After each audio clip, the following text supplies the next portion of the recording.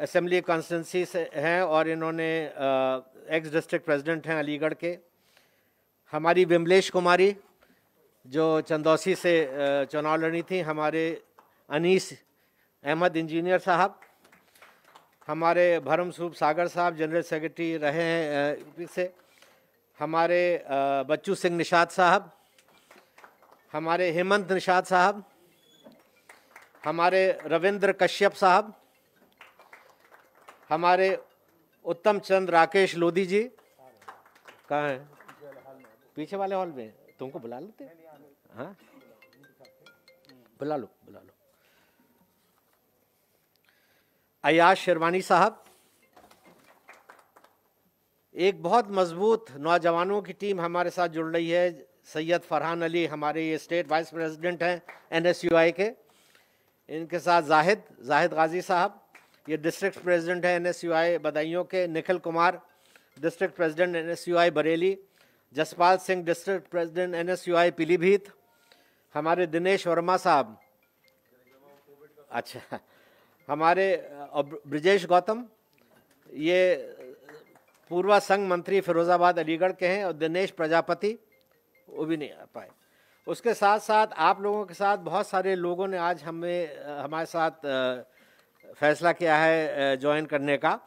हमारी विमलेश कुमारी जी जो हैं, इनके साथ मयंक जैन साहब हैं, रईस अहमद साहब हैं, बाबू राम हैं, तरुण कुमार वैश्य हैं, राहुल कुमार वैश्य हैं, अतुल कुमार वैश्य हैं, जावेद अशरफ साहब हैं, मुजम्मिल खान साहब हैं, विकास यादव साहब हैं, देव शरण शर्मा साहब हैं, अमर सिंह यादव साहब हैं, हमारे सुधीर कुमार देखो साहब हैं, नवनीत वैश्य साहब हैं, जितेंद्र कुमार हैं, ब्रिजेश नंदन हैं, राजेश गुप्ता हैं, गुलाम मोहम्मद साहब हैं, हमारे भरम स्वरूप सागर साहब और हमारे इनके अनीस इंजीनियर साहब के साथ बहुत सारे लोग बरेली से, जिसमें महानगर के BSP और सब ये लोग BSP से हैं। मोहम्मद खालिद साहब हैं, ये BSP Bareilly. Arjun Singh T2 member ज़िला परिषद पंचायत BSP।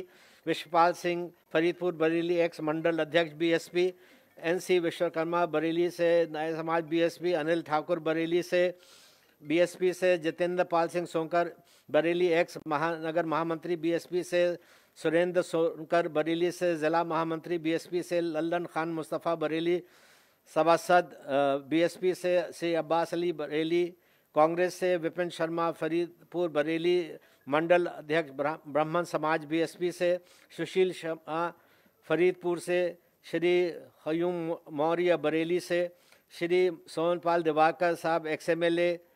श्री M चंद्र बरेली एक्स मंडल अध्यक्ष बामसफ से। श्री हरी सिंह वर्धन शाहजहांपुर से। दिनेश गौतम साहब, विपिन तिवारी साहब, टिक्कम हसन खान साहब, अमित राजपूत साहब पीलीभीत से। ताहिर चेयरमैन साहब, कल्याण सिंह सरोज साहब और बहुत सारे लोग हैं बरेली, शाहजहांपुर और पीलीभीत से जो दूसरे हॉल में बैठे हैं। और अध्यक्ष जी जाके उनसे वहाँ मिलेंगे। हमारे ये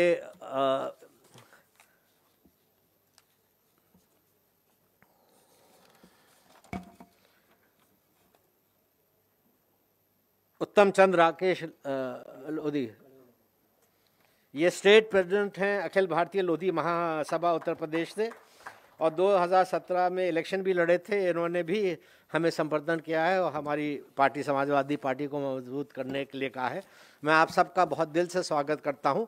अब मैं अध्यक्ष जी से दरख्वास्त करूंगा कि 2 लफ्ज़ हम लोगों की हिम्मत बढ़ाने के लिए ज़रूर कहें।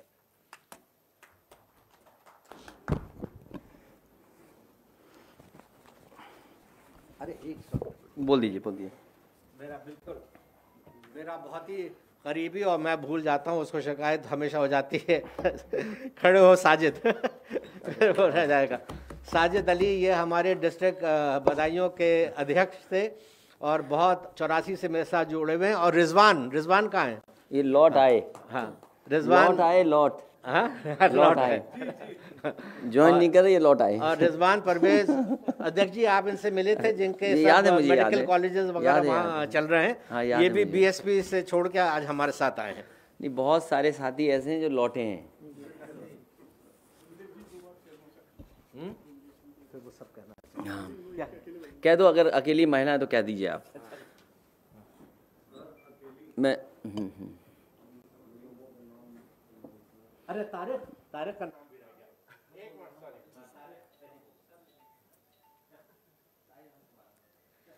बहुत बहुत शुक्रिया। सबसे पहले मंच पर मौजूद समाजवादी पार्टी के हृदय हमारे बड़े भाई श्री अखिलेश यादव जी, मैं जरा जोरदार तालियों से सबसे द्वारा उनका इस्तकबाल कराना चाहती हूँ। और हमारे नेता और कांग्रेस पार्टी में जितने लोग हमारे साथी हैं, आज समाजवादी ज्वाइन कर रहे हैं, मेरी तरफ से सभी का हार्दिक अभिनंदन।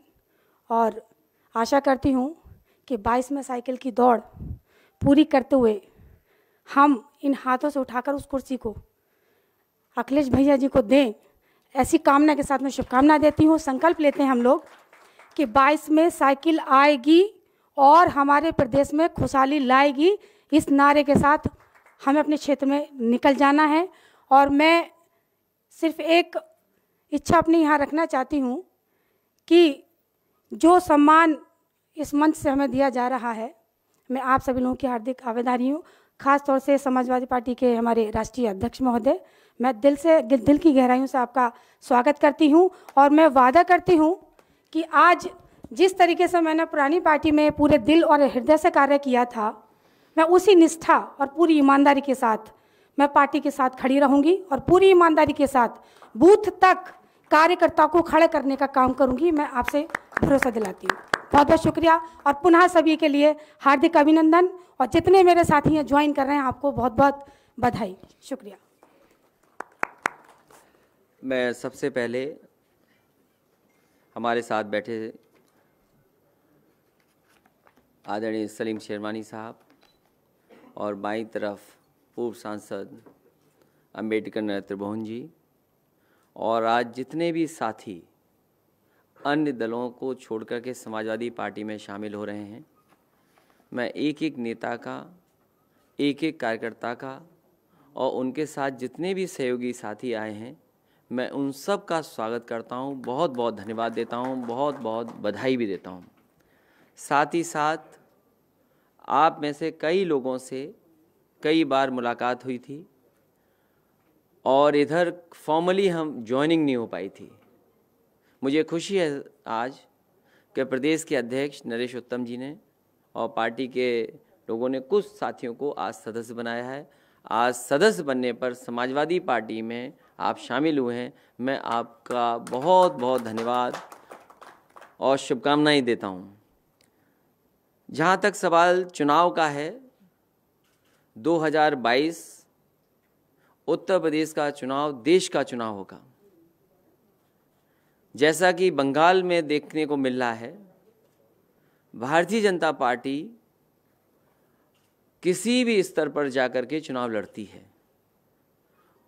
भारतीय जनता पार्टी का मुकाबला करने के लिए समाजवादी पार्टी ने लगातार संघर्ष किया और लगातार ये प्रयास किया है कि कोई भी समाजवादी पार्टी में शामिल होना चाहेगा, समाजवादी पार्टी में उसको जोड़ने का काम हम सभी मिल करके करेंगे।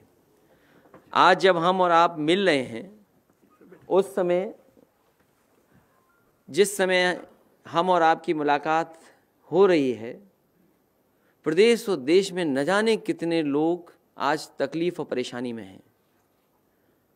रात से लेकर के सुबह तक और पिछले 4-5 दिन से लगातार लोग तकलीफ में हैं।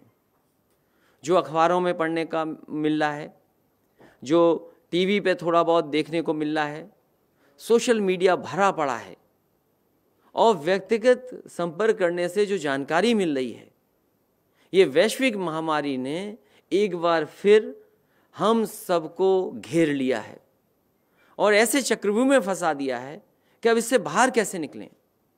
हम जब आप मिल रहे हैं, दुखद है कि बहुत सारे लोगों की जान गई है। हमारे बीच काम करने वाले पूर्व सांसद श्यामाचरण गुप्ता जी राजनीति में लगातार काम करते रहे जनता के लिए। उद्योग में जो भी कर सकते थे, उद्योग में भी उन्होंने बहुत अच्छा काम किया। न जाने कितने लोगों को नौकरी, रोजगार और काम से जोड़ा था। आज वो हमारे बीच में इसलिए नहीं क्योंकि कोरोना से उनको संक्रमण हुआ और कोरोना का इलाज कराते कराते उनकी जान चली गई। ऐसे बुरे दिन, ऐसे काले दिन, ऐसे तकलीफ भरे दिन हमने आपने कभी नहीं देखे होंगे और जिस तरीके का संकट आ रहा है, जो गरीब है सबसे ज्यादा तकलीफ में है।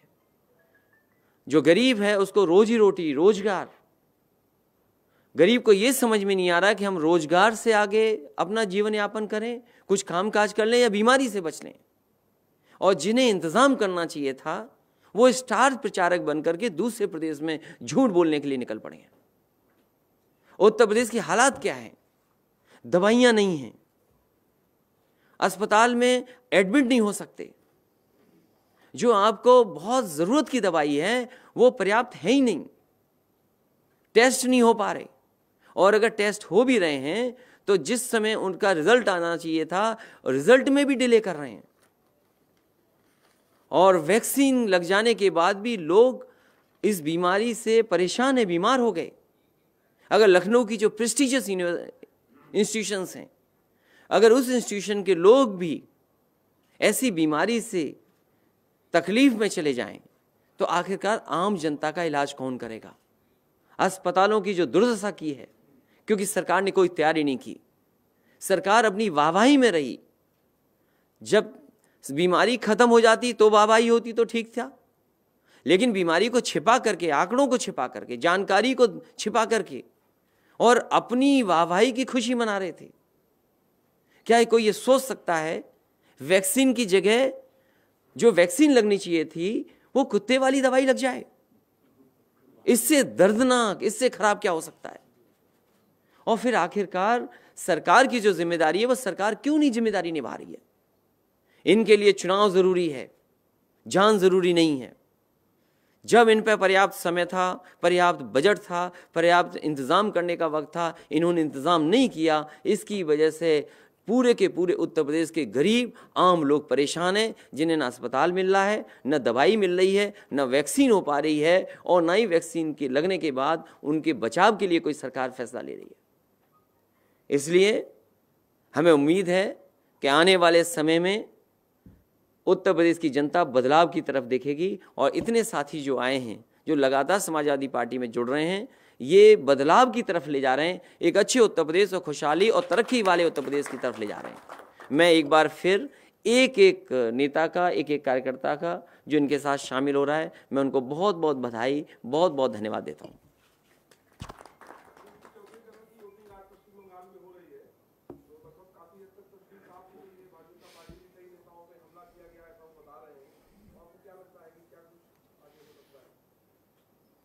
भारतीय जनता पार्टी बंगाल में हार रही है और बंगाल की जनता एक बार फिर ममता बनर्जी को जिता करके वहाँ की मुख्यमंत्री बनाएंगे। और हम भी यहाँ से उत्तर प्रदेश से समाजवादी लोग अपील कर रहे हैं कि भारतीय जनता पार्टी जैसी पार्टी को हराएं। आज इनके पास महंगाई का जवाब नहीं है, आज इनके पास किसान के 3 कानून जो लागू हुए हैं उनको कैसे किसान हित में ये बताने का कोई रास्ता नहीं उनके पास। ये काले कानून हैं। बीमारी से लड़ने के लिए कोई पर्याप्त इंतजाम नहीं किया। महंगाई डीजल पेट्रोल की इतनी बढ़ गई जिसकी कोई कल्पना नहीं कर सकता, उसका कोई जवाब नहीं है। सब कारखाने, उद्योग जो लाभ वाले थे सब बेचे जा रहे हैं, उसका कोई जवाब नहीं है। तो इसीलिए जानबूझ करके भारतीय जनता पार्टी जनता को गुमराह करती है।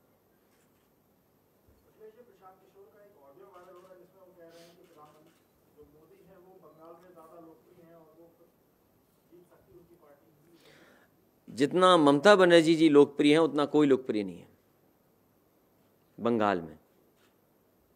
सरकार कोविड उत्सव मनाने जा रही है, टीकाकरण का 11 से लेके 14 अप्रैल। शहर भर में होर्डिंग लगी है, होर्डिंग की पंचलाइन ये जिसके ऊपर जेठवा फुले जी के जन्मदिन से लेकर डॉक्टर भीमराव अम्बेडकर के जन्मदिन तक ये उत्सव मनाया जाएगा। तो क्या टीका उत्सव पॉलिटिकल उत्सव या सियासी उत्सव सा नजर आ रहा है?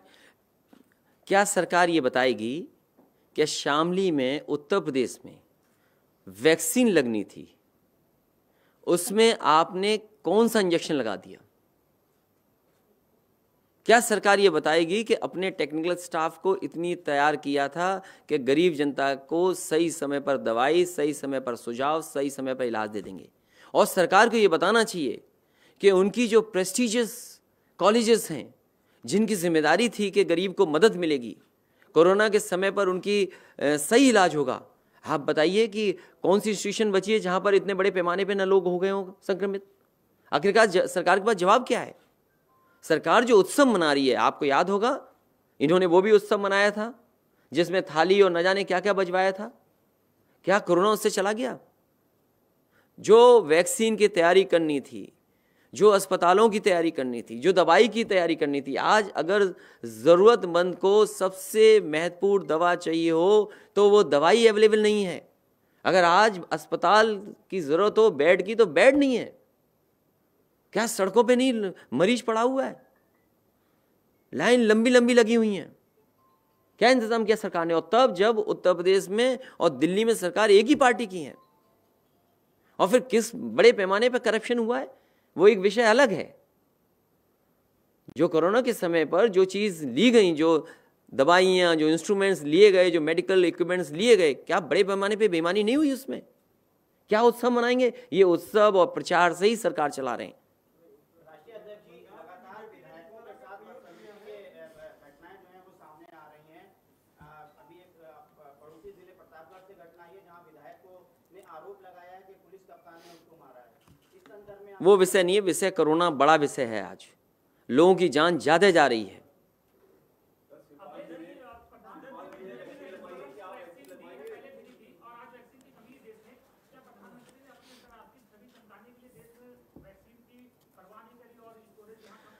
आपको चिंता इस बात की करनी चाहिए, कोरोना टीके के नाम पर 3 महिलाओं को लगा दिया रेबीज का टीका।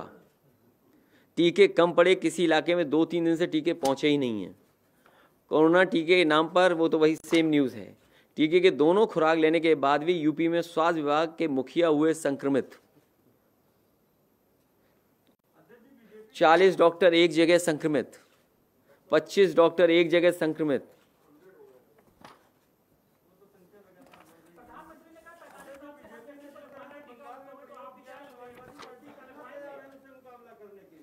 क्या चीज? बीजेपी ने जिस तरह से बंगाल में नया प्रयोग किया है उससे निपटने के लिए समाजवादी पार्टी कितना तैयार है? अभी हम बता देंगे तो बीजेपी जान जाएगी, लेकिन ये हम आपको बता दें, उत्तर प्रदेश से भारतीय जनता पार्टी का सफाया होगा। क्योंकि आज भारतीय जनता पार्टी पर जवाब नहीं है महंगाई का। क्या भारतीय जनता पार्टी बता सकती है कि डीजल पेट्रोल क्यों महंगा हुआ है? क्या भारतीय जनता पार्टी ये बता सकती है खाद और डीएपी की महंगाई क्यों हो रही है? क्या भारतीय जनता पार्टी ये बता सकती है कि मीटर ठोक करके और बिजली का बिल महंगा कर दिया? आपने यहाँ पर प्रधानमंत्री, राष्ट्रपति न जाने कितना पैसा खर्च किया आपने इन्वेस्टमेंट मीट पर। क्या कोई इन्वेस्टमेंट आया उत्तर प्रदेश में? तमाम नौजवान जिनको नौकरी रोजगार चाहिए, क्या आपने रोजगार का इंतजाम किया? तो ये बड़े सवाल हैं जिनका जवाब उनके पास नहीं है, और यही सवालों का जवाब उत्तर प्रदेश की जनता आने वाले समय में देगी। नौजवान तैयार है, किसान तैयार है, और इतना अन्याय, उत्पीड़न, इतना लोगों का अपमान, किसी सरकार ने इतना अपमान नहीं किया होगा जितना इस सरकार में अपमान हो रहा है। आप सरकार के खिलाफ सच्चाई बोल देंगे तो आप अपमानित हो जाएंगे।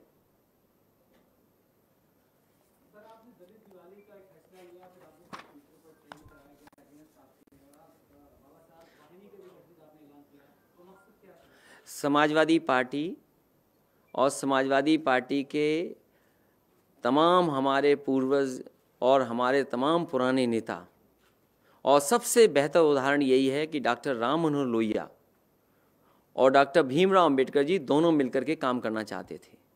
एक समय ऐसा आया था कि दोनों ने फैसला लिया कि दोनों मिलकर के काम करेंगे।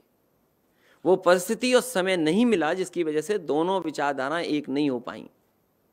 मुझे खुशी इस बात की कि समाजवादी पार्टी पूरा संगठन आने वाले समय में दिवाली का आयोजन होगा, और नाम तो कुछ भी हो सकता है, नाम पे शिकायत हो सकती है, लेकिन नाम तो हम कहें कि बाबा साहब के नाम पर अंबेडकर दिवाली हो सकती है, हमारा समता दिवस के नाम से हो सकता है, हम नाम तो कोई भी कर सकते हैं। संविधान रक्षा दिवस हो सकता है, सामाजिक समता दिवस हो सकता है, बहुजन सम्मान दिवस हो सकता है, अंबेडकर दिवाली हो सकती है, संविधान दिवाली हो सकती है, स्वजन दिवाली हो सकती है। लेकिन जो ट्रेंड कराने वाले लोग थे वो बीजेपी कांग्रेस के लोग थे। एक एक हैंडल देखिए आप, समाजवादी पार्टी अगर बाबा भीमराव अंबेडकर जी के मानने वाले लोगों को, अनुयायियों को अगर गले लगा रहे हैं, तो आखिरकार बीजेपी और कांग्रेस को क्या तकलीफ है? भारतीय जनता पार्टी और कांग्रेस के लोग बताएं कि उन्हें तकलीफ क्या है, और मुझे ये बताएं क्या 14 तारीख को बाबा भीमराव अंबेडकर जयंती के दिन वो दिया जलाएंगे कि नहीं जलाएंगे? उनके सम्मान में ये बीजेपी और कांग्रेस के लोग दिया जलाएंगे कि नहीं जलाएंगे? ये सबसे बड़ा सवाल है।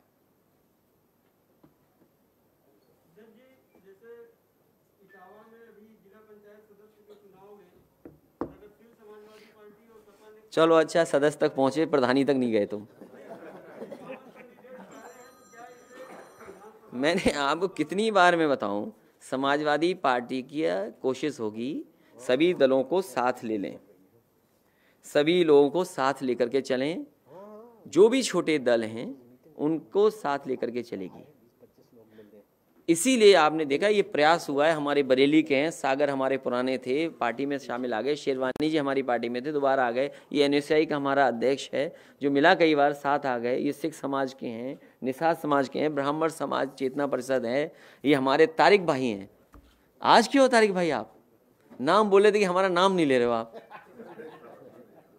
अच्छा, तो आज के हैं आप, इसलिए बहुत सारे लोग हैं, हर समाज के लोग हैं। कि उन बातों में मैं नहीं जाना चाहता हूं कि समाज की बात करूं फिर सब मैं कहूं तो किसी का नाम छूट जाए, मेरे से नाराजगी हो जाए। इसलिए जितने लोग मेरे सामने बैठे हैं मैं उन सब का स्वागत करता हूं, बधाई देता हूं। इससे पार्टी को ताकत मिलेगी और लोग जुड़ेंगे, और लगातार जोड़ने का काम समाजवादी पार्टी करती रहेगी।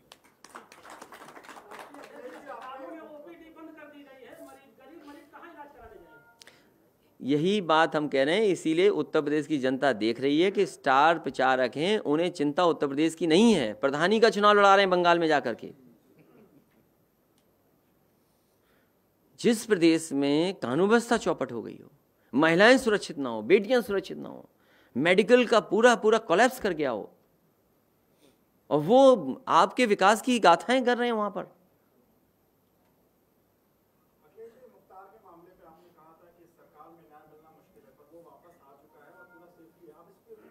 मुझे उम्मीद है कि न्यायालय से न्याय मिलेगा, और भारतीय जनता पार्टी सरकार से आप किसी को न्याय की उम्मीद नहीं कर सकते आप। अभी हमारे एक साथी ने जो पीछे पूछा कि एक विधायक को कपड़े उतार करके जमीन पर लेटना पड़ गया। अब उसका पक्ष कुछ भी हो सकता है, लेकिन क्या इस सरकार में न्याय की उम्मीद कोई कर सकता है जब कोर्ट ये कहे कि NSA फर्जी लग रहा है, गलत तरीके से लगाया जा रहा है? एक मुकदमा आप पहले दिन से हम और आप मिल रहे हैं, जिस समय से भारतीय जनता पार्टी की सरकार बनी थी उस दिन से हम और आप मिल रहे हैं। उस दिन से लगातार कह रहे हैं कि किस तरीके से झूठे मुकदमे लगाए जा रहे हैं उत्तर प्रदेश में, किस तरीके से फेक इनकाउंटर हो रहे हैं, किस तरीके से IPS पे भ्रष्टाचार का आरोप लगा रहा। आज महाराष्ट्र में देखिए, अगर भ्रष्टाचार का आरोप लगाए क्या हालत हो गई है, और उत्तर प्रदेश की तो रिपोर्ट ही नहीं पता है वो कहां है। IPS फर्जी बन के विधानसभा में टेंडर बांट रहे थे, आपको नहीं पता क्या? उत्तर प्रदेश की जनता ने देखा है कि किस तरीके से ये सरकार काम कर रही है। कौन नहीं जानता कि आजम खान साहब के ऊपर मुकदमे लगे हैं, फर्जी मुकदमे लगाए हैं। जमीन के मामलों को लेकर के कोई मुकदमा लगा दे। ये कैसे हो सकता है कि पुरानी सरकार के, पुरानी कैबिनेट के फैसले उस समय उस सरकार में सही थे, इस सरकार में गलत हो गए?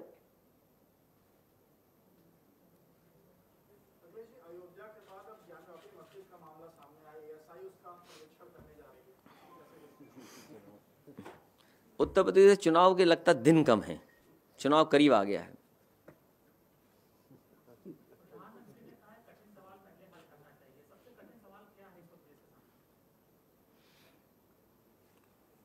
कठिन सवाल यही है कि भारतीय जनता पार्टी हटे यहाँ से।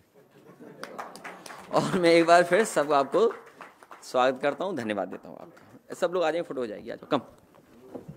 और दोनों लोगों को मैं बधाई देता हूं। एक दीप चंद जी हैं, उनके जन्मदिन की बहुत बहुत बधाई, बहुत बहुत शुभकामनाएं। दूसरे साथी हैं शबी हैदर जी, उनको बहुत बहुत बधाई। कौन है? अरे तुम्हारा जन्मदिन है तो तुमने क्या सवाल पूछा? यहाँ आइए जन्मदिन वालों, बहुत शुभकामनाएं। अच्छा